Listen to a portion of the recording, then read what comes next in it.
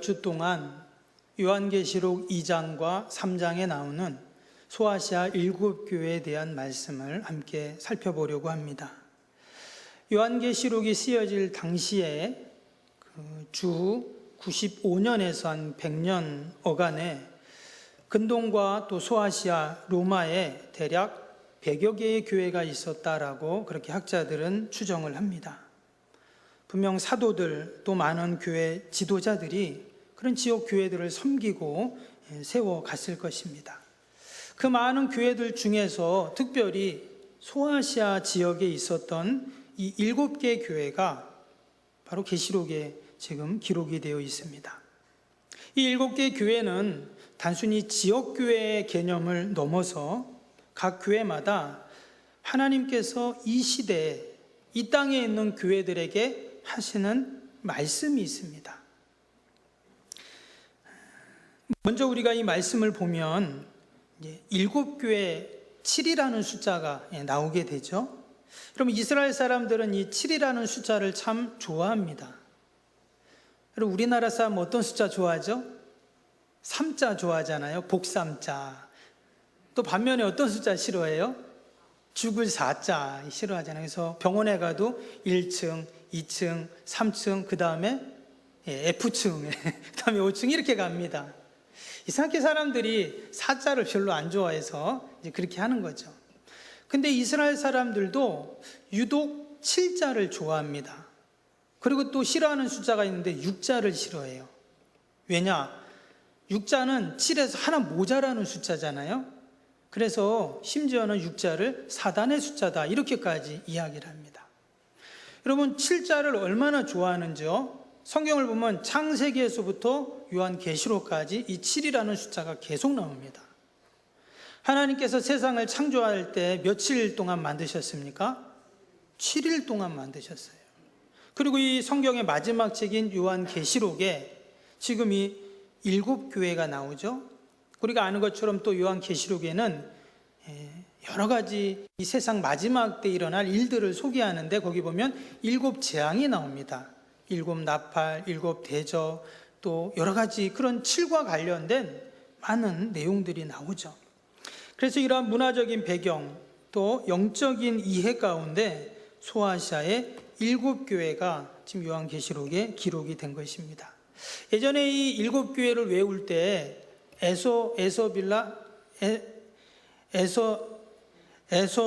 에서보드 사빌라, 오랜만에 하니까 잘 안 되네요. 에서보드 사빌라 이렇게 외웠던 기억이 나옵니다. 한번 해볼까요? 에서보드 사빌라.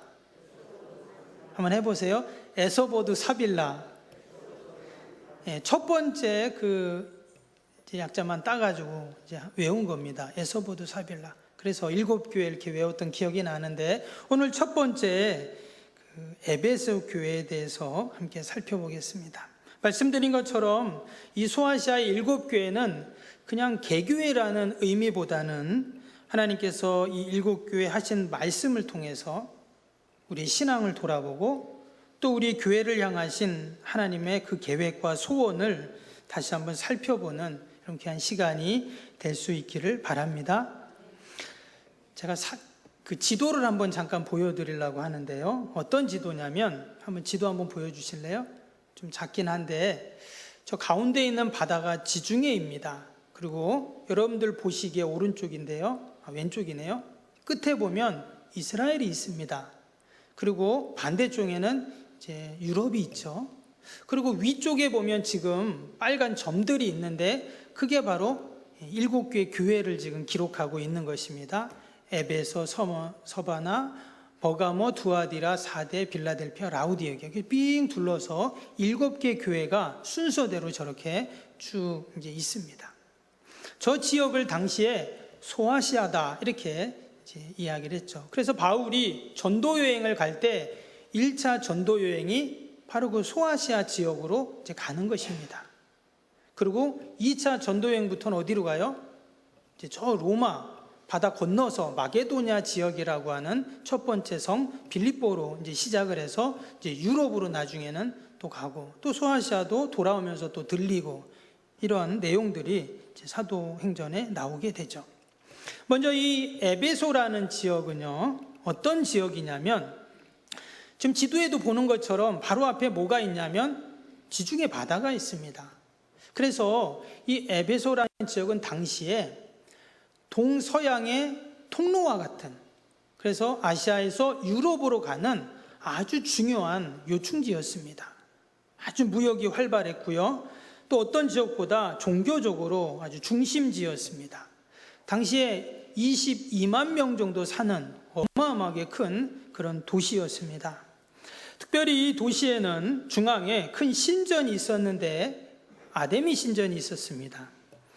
이 신전은요, 당시 고대 7대 불가사의 중에 하나가 될 정도로 어마어마하게 큰 그러한 신전이었습니다.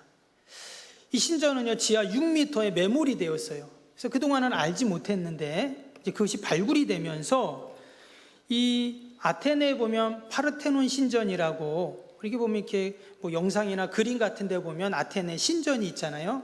여러분, 그 신전보다 무려 4배가 더 큰 신전입니다. 학교 운동장보다 더 큽니다. 그래서 신전 기둥이 무려 100개나 될 정도로 거대한 신전이었고, 그 신전 앞에는 많은 신상들이 서 있었는데 여인들의 나체 신상들이 조각으로 새겨져 있었다고 합니다. 그것은 당시에 다산과 풍요를 상징하는 그러한 이제 신들을 의미하는데요. 그 신전의 제사장들이 누구였냐? 바로 여자들이었는데 창기였다고 합니다.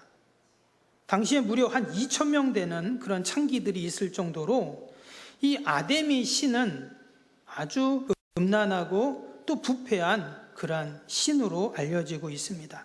매년 3, 4월이 되면 아르테미시아 달이라고 해서 축제를 벌입니다. 그러면 저 유럽에 있던 사람들, 그리고 아시아에 있던 사람들이 어디로 모이냐면 에베소로 모입니다. 그래서 그 신에게 바칠 돈과 재물을 가지고 옵니다. 그러면 제사를 드리고 나서는 어떻게 하냐? 그때부터는 더럽고 추한 축제가 시작이 되는 거죠. 여러분, 이러한 도시에 이제 교회가 세워졌는데 그 교회가 바로 에베소 교회였습니다. 바울이 3차 전도 여행을 할 때 이곳에서 무려 약 3년 가까운 시간을 머물면서 복음을 전하고 또 교회를 세워가는 그러한 것이 사도행전에 나오게 됩니다.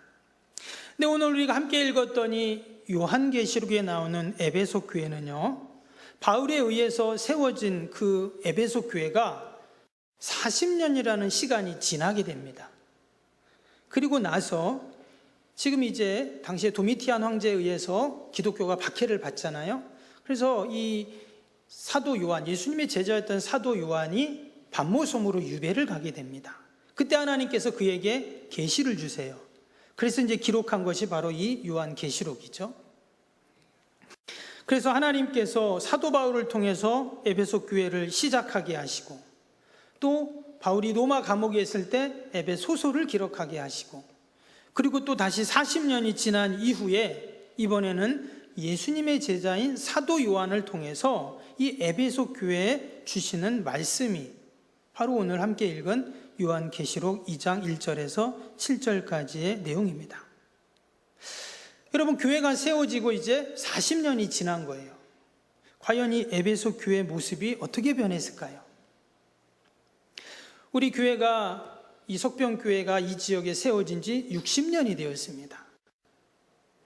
처음에 이곳에 교회가 세워지고 60년이 지난 지금 과연 우리 석병교회의 모습은 어떤가?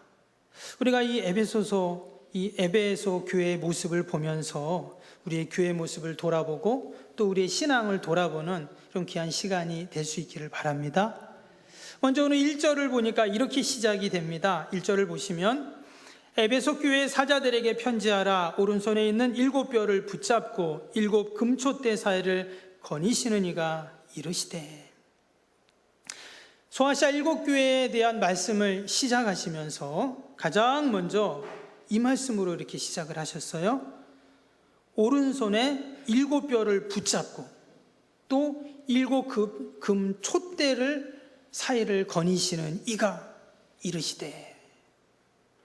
여기서 말하는 금촛대는요, 교회를 상징합니다. 그리고 여기서 별이라는 것은 영광을 말해요. 하나님의 영광. 그러면 그 7교회를 사이를 거니시고 그 교회의 영광을 붙잡고 있는 분이 누구냐? 예수님이시잖아요. 그래서 지금 예수님이 말씀하시는 겁니다.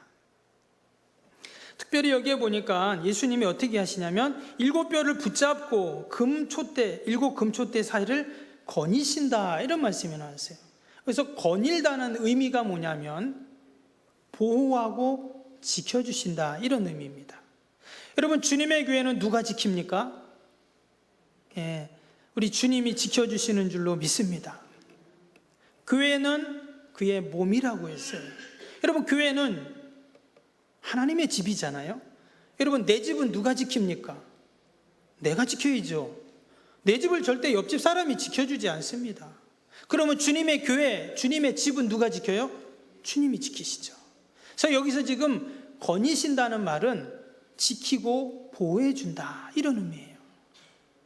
여러분, 하나님은 늘 주님의 교회를 지키시고 보호하시는 줄로 믿습니다. 마치 교회를 거니시며, 여러분, 보초를 설 때 어떻게 해요? 여기저기 두루두루 다니면서 거닐면서 혹이라도 오지 적이 오지 않나 지키잖아요. 마치 하나님께서 주님의 몸된 교회에 어둠의 영이 틈타지 않도록 거니시면서 늘 지키시고 보호하시고 돌보시는 줄로 믿습니다. 그래서 우리의 가정이 교회가 되고 우리의 직장이 교회가 되고 또 내가 처한 곳이 교회가 되면 그곳은 늘 하나님의 보호하심이 있습니다. 때로는 교회와 가정이 분리될 때가 있어요. 교회와 직장이 분리될 때가 있어요. 교회에서는 장로님, 권사님, 집사님인데 직장에서는 아니에요. 또 동네에서는 아니에요. 그것은 교회와 내가 분리되는 겁니다. 그래서는 하나님의 보호하심을 받을 수가 없죠. 근데 하나님께서는 늘 교회를 거니시며 지키신다고 했어요. 여러분, 에베소 교회, 소아시아 7교회를 거니시며 지키신 그 하나님께서는 지금도 동일하게 우리 속평교회를 지켜주시고 또 우리의 가정과 일터와 우리의 삶을 늘 돌보시는 우리 주님이신 줄로 믿습니다. 그 주님이 이렇게 말씀하십니다. 이어지는 2절 3절을 봅니다. 내가 내 행위와 수고와 내 인내를 알고 또 악한 자들을 용납하지 아니한 것과 자칭 사도라 하되 아닌 자들을 시험하여 그의 거짓된 것을 내게 드러낸 것과 또 내가 참고 내 이름을 위하여 견디고 게으르지 아니한 것을 아노라. 주님께서 에베소 교회에 가장 먼저 하신 말씀이 뭐였냐? 칭찬을 하셨어요. 여러분, 주님은 늘 교회를 칭찬하시는 줄로 믿습니다. 아멘. 하나님은 우리 석병교회를 칭찬하세요. 야, 지난 60년 동안 그 자리를 굳건히 지키면서 얼마나 수고했니? 얼마나 인내했니? 얼마나 고생했니? 수고했다. 교회를 칭찬한다는 말은 우리 장로님들을 칭찬한다는 거고 우리 권사님들을 칭찬한다는 거고 우리 집사님, 성도님들을 칭찬한다는 거예요. 여러분, 주님이 우리를 칭찬하시는 줄로 믿습니다. 말씀을 보니까 뭘 칭찬하셨습니까? 하나님 나라를 위하여 열심히 수고하고 인내한 것을 칭찬하세요. 2절에 보니까 내 행위와 수고와 내 인내를 알고 그랬죠. 3절에도 보면 내가 참고 내 이름을 위하여 견디고 게으르지 아니하는 것을 아노라. 특별히 하나님께서 내가 그것을 다 기억하고 안다, 이렇게 또 말씀하셨어요. 여러분, 여기에 큰 위로가 있고 소망이 있습니다. 누가 아신다고요? 하나님이 아신다는 거예요. 여러분, 누군가 나를 알아줄 때 어때요? 기분이 좋잖아요. 남편이 아내를 알아주고 아내가 남편을 알아주고 또 선생님이 학생을 알아주고 그럼 얼마나 기분이 좋아요. 그렇죠? 근데 하나님이 나를 알아주신다, 이렇게 말씀해요. 내가 수고하고 더 헌신하고 눈물 흘리고 또 참고 다 알아준다는 거예요. 여러분, 우리가 옆에 있는 장로님, 권사님, 집사님에게 장로님 최고입니다. 정말 권사님, 집사님 정말 수고 많으셨습니다. 여러분 그런 얘기 들으면 어때요? 기분이 좋거든요. 막 힘이 납니다. 그런데 도리어 열심히 하면 뭐해? 참 유난하네. 이러면 어때요? 있는 힘도 다 빠지게 되거든요. 여러분 하나님께서 우리의 열심과 수고와 인내를 다 하신다고 분명히 말씀해 주셨습니다. 혹이나 사람이 나를 몰라줘도 여러분 주님이 나를 아시면 그것이 가장 큰 위로이고 격려가 되는 줄로 믿습니다. 우리가 그런 의미에서 우리 옆에 있는 분에게 내가 하나님을 대신해서 한번 우리가 이렇게 칭찬을 하면 좋을 것 같아요. 장로님, 권사님, 집사님 대단하십니다. 한번 해주세요. 예, 또 최고입니다. 한번 해주세요. 예, 또 그동안 수고 많으셨습니다.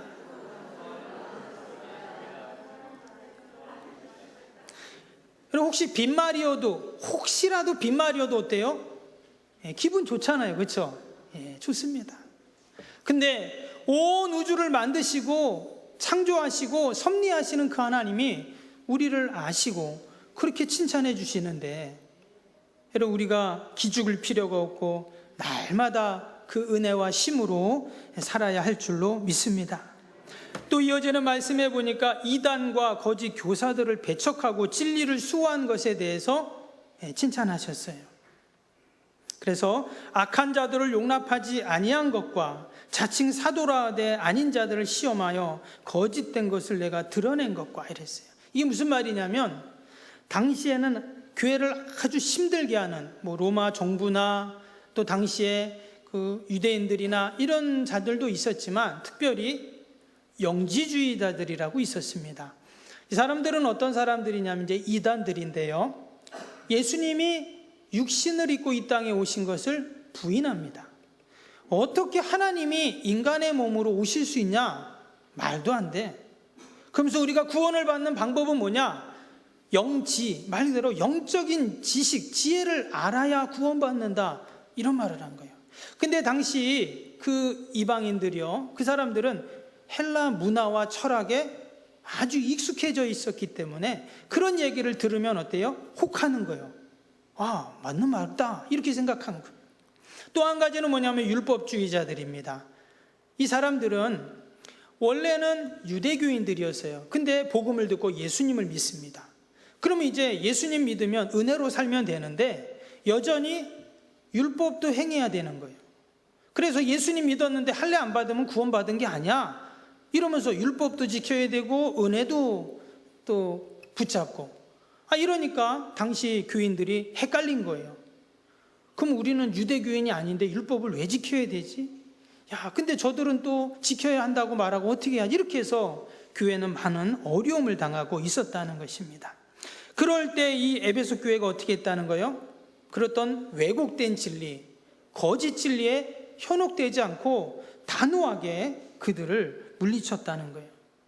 그리고 온전히 순전한 복음만을 그들이 붙잡고 교회를 세워갔기에 하나님이 이렇게 칭찬을 하셨다는 겁니다.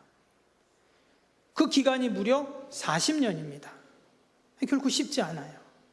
그런데 지난 40년 동안 그들이 하나님의 기대에 어긋나지 않고 늘 하나님이 기뻐하시는 교회가 될 수 있도록 진리의 터 위에 그들이 든든히 서 있었어요. 인내도 하고 또 수고하고 참아내고, 그래서 주님이 그들을 이처럼 칭찬하시는 겁니다. 그럼 우리 석병교회 또 우리 모든 성도들은 에베소 교회처럼 그 교인들처럼 우리도 이러한 칭찬을 받아야 할 줄로 믿습니다. 그래서 하나님께서 에베소 교회 교인들에게만 주신 은혜가 있어요. 그 은혜는 이제 에베소서에 기록이 되어 있는데요. 에베소 1장 9절 10절에 보면 이런 말씀이 나옵니다. 그 뜻의 비밀을 우리에게 알리신 것이요 그의 기뻐하심을 따라 그리스도 안에서 때가 찬 경륜을 위하여 예정하신 것이니 하늘에 있는 것이나 땅에 있는 것이 다 그리스도 안에서 통일되게 하려 하심이라. 여기 9절에 보니까 이런 말씀이 나와요. 그 뜻의 비밀을 우리에게 알리신 것 그랬어요. 하나님이 어떤 비밀이 있는데 그 비밀을 누구에게 알려줬다고요? 에베소 교회 성도들에게 알려준 거예요. 이런 비밀은 다른 사람한테 안 알려주잖아요. 오직 믿을 수 있는 사람, 신뢰할 수 있는 사람에게만 내가 비밀을 말합니다. 사실 말하면 비밀도 아닌데 그래도 믿으니까 말하잖아요. 근데 누구에게 그 비밀을 말해줬냐? 에베소 교인들에게 말해줬다는 거예요. 그 비밀은 어떤 비밀이냐? 이어지는 말씀해 보니까 하늘에 있는 것이나 땅에 있는 것이나 다 그리스도 안에서 통일되게 하려는 것이었다는 거예요. 과연 이게 무슨 말인가? 여러분, 인간이 죄로 말미암아 하나님과 인간이 분리가 되어버렸어요. 또 인간과 자연이 분리가 되어버렸어요. 인간과 인간도 분리가 되었어요. 겉으로는 멀쩡해 보입니다. 그러나 그렇지 않아요. 죄로 말미암아 우리는 하나님이 주시는 은혜의 통로가 완전히 막혀 있어요. 또 여러분, 지금 일어나는 이런 모든 자연의 현상들, 문제들 다 어때요? 죄로 말미암아 이 세상이 다 오염되고 타락되었기 때문입니다. 사람과 사람의 관계도 마찬가지예요. 겉으로는 인사 잘하고 웃지만 속으로는 어때요? 나에게 어떤 유익이 있을까? 이런 생각을 먼저 하게 됩니다. 왜 그래요? 인간이 다 죄로 말미암아 타락했기 때문입니다. 그런데 하나님께서 숨겨놓은 비밀이 있는데 그 비밀이 뭐냐? 하늘에 있는 것이나 땅에 있는 것이나 그리스도 안에서 모든 것을 다 하나 되고 통일되게 하려는 것이었다는 거예요. 그 비밀을 누구에게요? 에베소 교인들에게 가르쳐줬어요. 그게 뭐냐? 바로 그 죄의 문제를 해결하기 위해서 하나님의 아들이신 예수 그리스도께서 이 땅에 오셔서 원래 이 땅을 다 통일되게 만드셨던 원래 최초의 그 샬롬 토탈의 세상, 바로 에덴의 동산이죠. 그때처럼 다시금 하나님께서 온전한 회복을 하시고자 하는 계획과 뜻, 그 비밀이 있었는데 그게 바로 예수님을 통해서 이루어지는 그 놀라운 비밀을 에베소 교회 성도들에게 그것을 가르쳐 주셨다는 거예요. 근데 예수님이 이 땅에 오셨습니다. 그래서 33년 생애를 사시고 이제 십자가에 죽으시고 부활 승천하시고 이 땅에 안 계십니다.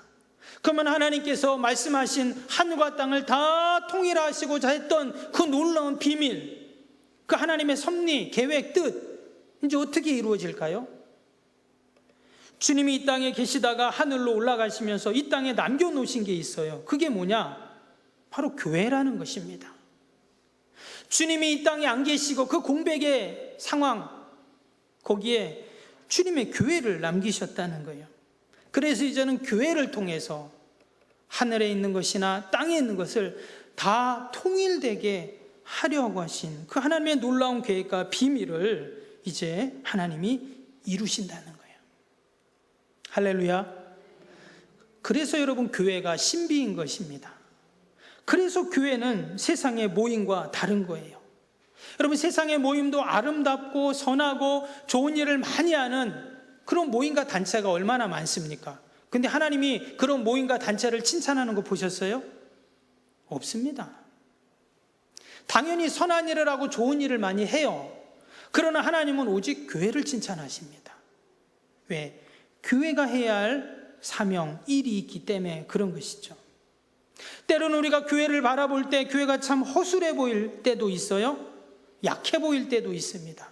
도리어 세상의 모임보다, 세상의 단체보다 더 교회가 연약해 보일 때가 있어요. 여러분, 지금 소아시아에 있는 이 7교회, 아까 아데미 신전도 제가 잠깐 말씀을 드렸지만, 여러분, 아데미 신전에 비해서, 그 아데미 신을 믿는 수많은 그 사람들에 비해서 당시 에베소 교회가 어땠을까요? 너무나 약하죠. 보잘것없어 보입니다. 여러분, 마치 이 세상의 교회의 모습은요, 골리앗 앞에 선 어린 소년 다윗과 같아요. 그런데 주님은 누구를 칭찬합니까? 교회를 칭찬한다는 거예요. 교회 성도들을 칭찬하세요. 저와 여러분들을 칭찬하고 계십니다. 왜냐? 하나님이 이 땅에 교회에 맡겨주신 그 사명이 있기 때문이죠. 하늘에 있는 것이나 땅에 있는 것을 다 통일되게 하시려는 그 하나님의 뜻을 이루기 위해서 우리를 늘 격려해 주시고 우리 사이를 거니시면서 지키시고 보호하시고 우리에게 힘을 주시고 그런 그러한 은혜를 베푸시는 줄로 믿습니다. 우리 속병교회도 동일하게 우리가 지난 60년을 다시 한번 돌아봅니다. 우리가 잊지 말아야 할 것, 더 새롭게 해야 할 것, 더 견고하게 붙잡아야 할 것이 뭐냐? 그것은 바로 주님의 교회에 맡겨주신 여러분 사명인 줄로 믿습니다. 우리가 늘 그 사명을 받들고 그 사명을 이루고자 하는 그 가운데 하나님의 은혜와 여러분 복이 임하게 되죠. 여러분 교회를 향하신 그 하나님의 그 사명이 뭘까요? 하늘에 있는 것이나 땅에 있는 것을 그리스도 안에서 다 통일되게 하려고자 하셨던 그 사명이 뭔가? 그것이 이어지는 말씀에 보면 에베소 교회를 향한 칭찬만 있는 게 아니라 이제 호된 질책이 나오는데요. 그 질책 안에 사명이 있어요. 4절 5절을 보겠습니다. 4절 5절에 그러나 너를 책망할 것이 있나니 너의 처음 사랑을 버렸느니라. 그러므로 어디서 떨어졌는지를 생각하고 회개하여 처음 행위를 가지라. 만일 그리하지 아니하고 회개하지 아니하면 내가 내게 가서 내 촛대를 그 자리에서 옮기리라. 이 말씀은 참으로 호된 질책이면서도 너무나 단호한 말씀이십니다. 분명히 에베소 교회는 지난 40년 동안 그들의 수고, 믿음, 인내, 또 그들의 좋은 열매들 칭찬받기에 합당합니다. 그런데 보니까 아주 결정적인 문제가 하나 있었는데 처음 사랑을 잃어버렸다는 거예요. 그런데 그 처음 사랑이 그 처음에 주님을 만났을 때 그 뜨거운 열정을 말하겠죠. 그런 고백, 헌신, 수고를 말할 것입니다. 그런데 여러분 그것이 바로 교회를 향한 교회의 사명인 거예요. 여러분 그 교회의 헌신이 식어지고 점점 성도들이 습관적인 예배와 또 전통과 율법과 제도에 그들이 함몰되고 결국 주님을 향한 더 나아가서 영혼을 향한 사랑들이 점점 식어져 갔던 것입니다. 이것은 에베소 교회뿐만이 아니에요. 우리 교회도 또 이 땅의 모든 교회의 모습이기도 합니다.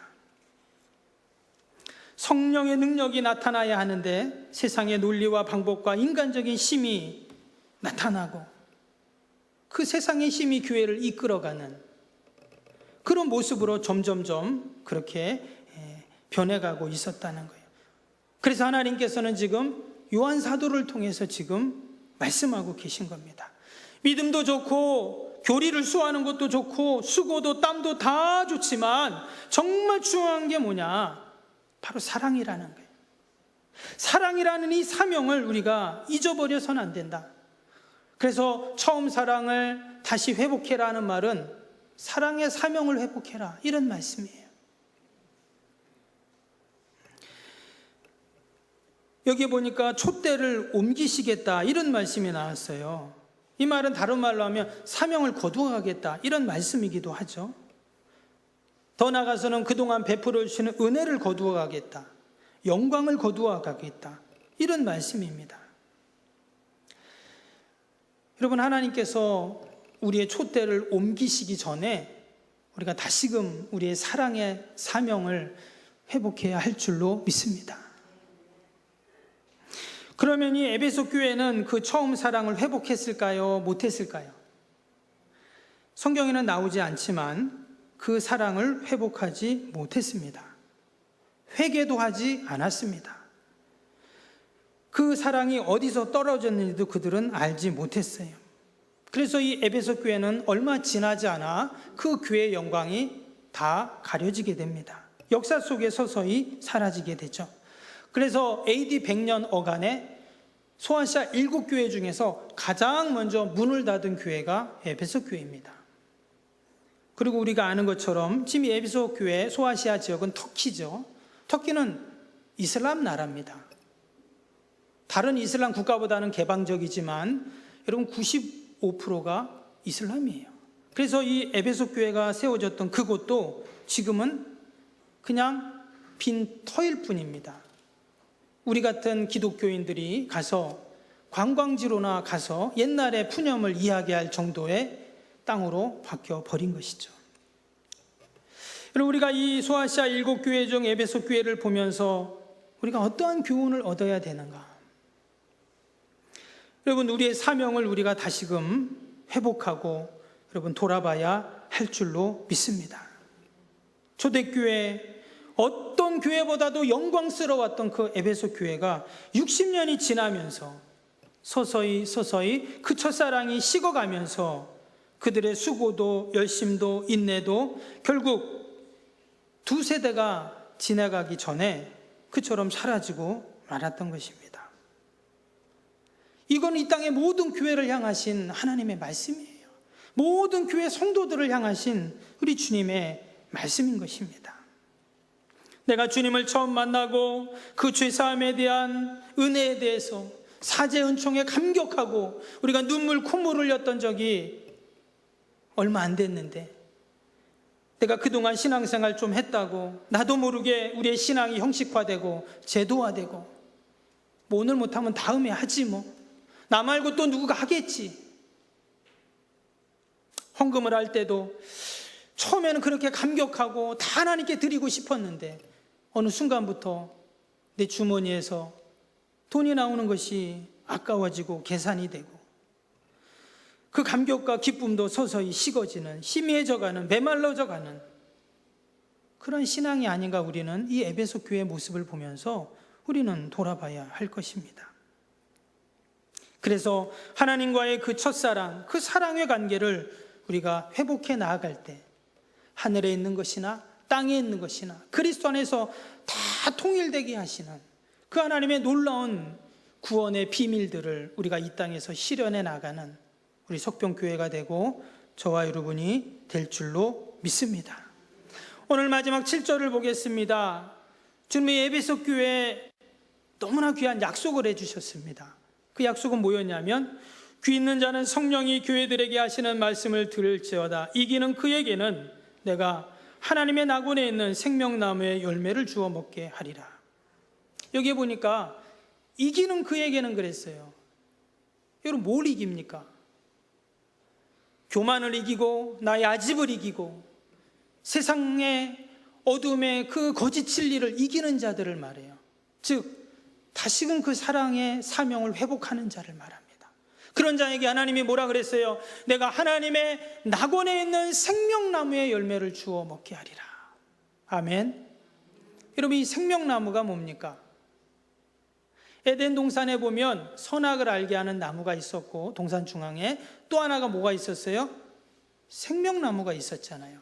하나님께서는 동산에 있는 모든 나무의 실과는 다 먹어도 된다, 아담과 하와에게 그래서. 그런데 딱 하나, 선악을 알게 하는 나무 열매는 먹지 마라, 이렇게 말씀하셨어요. 이 말씀 속에는요, 생명나무의 열매를 먹어라 하는 그 말씀이 담겨 있어요. 그래서 아담과 하와는 선악의 열매를 알게 하는 열매를 먹기 전까지 어땠어요? 이 생명나무 열매를 날마다 먹은 거예요. 그럼 말 그대로 생명나무의 열매는 어떤 열매일까요? 날마다 우리의 생명이 살아나는 열매이죠. 그 생명나무 열매를 먹으니까 그 하나님이 주시는 그 생명으로 늘 충만했던 거예요. 근데 선악을 알게 하는 나무 열매를 먹은 순간부터 생명나무 열매는 못 먹습니다. 인간이 죄로 말미암아 타락하고 오염된 그 순간부터 생명나무 열매는 하나님께서 천군 천사를 부르셔서 지키게 하세요. 아무도 못 먹게 하십니다.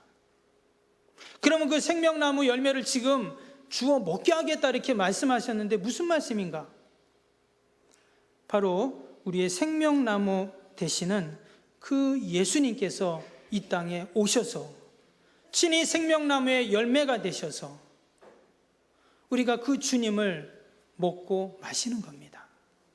주님을 먹고 마신다니까 좀 이상할 수도 있는데요, 근데 주님은 이미 내 살을 먹어라, 내 피를 먹어라, 마시라 말씀하셨잖아요. 그리고 오병이어 사건을 통해서 그것을 친히 보여주셨어요. 마치 떡을 떼듯 주님의 살을 수백 수천 번을 띄시면서 그 수많은 굶주리는 백성들에게 다 먹이셨죠. 이제는 그 생명나무 열매로 우리를 먹이십니다.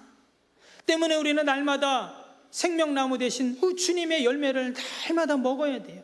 그래야 우리는 하늘의 생명으로 사는 겁니다. 오늘도 우리가 아침 식사하셨죠? 아마 늦게 일어나신 분은 못 드시고 오신 분도 계실 거예요. 예, 교회에서 그럴 줄 알고 떡을 드립니다. 예. 또 혹시 속이 안 좋은 분은 못 드실 수 있어요. 그러면 저녁 집에 가서 드셔야죠. 그것도 안 좋으면 뭐 오늘 하루 다 굶고 내일 또 드셔야죠. 여러분 매일 안 먹으면 큰일 나잖아요. 근데 우리가 날마다 그렇게 음식을 먹어야 사는 것처럼 우리 성도들은 생명나무의 열매를 먹어야 좀 사는 줄로 믿습니다. 지금 에베소 교회 성도들에게 그 생명나무의 열매를 주겠다고 약속을 하셨어요. 그래서 그 처음 사랑을 빨리 회복하라 말씀하십니다. 여러분, 저와 여러분, 우리 석병교회 모든 성도들이 날마다 하나님의 낙원에 있는 이 생명나무의 열매를 먹으면서 우리가 이 땅에서 주님의 몸된 교회를 아름답게 세워가고 또 하늘과 땅에 속한 모든 것을 통일하는 그 하나님의 사명을 감당하는 저와 여러분이 되시기를 주님의 이름으로 축복합니다.